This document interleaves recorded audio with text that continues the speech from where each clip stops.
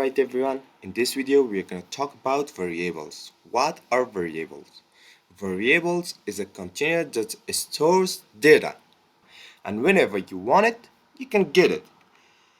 How we can make a variable? The first thing you have to know, you must start the variable with $sign. Then you can specify the unique name for your variable. For example, name. Then equal, and this variable is gonna be a string. The name will be simple code.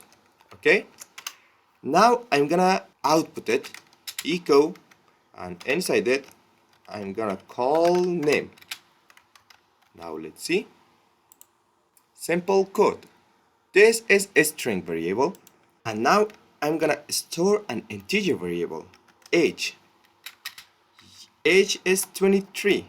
Okay, and now I'm gonna write here, I'm gonna output it age. Now let's see. Simple code 23.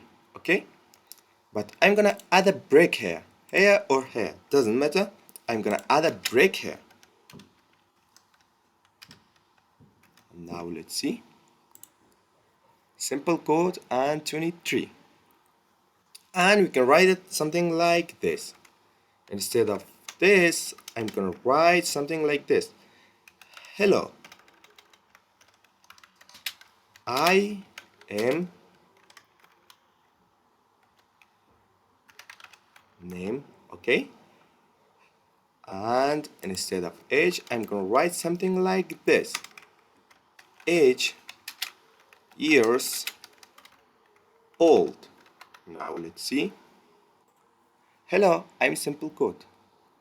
I'm 23 years old. Sorry about it. I'm gonna write I am 23 years old. That's it. This variable is like a container that's storing information inside it, and you can specify $sign after that unique name.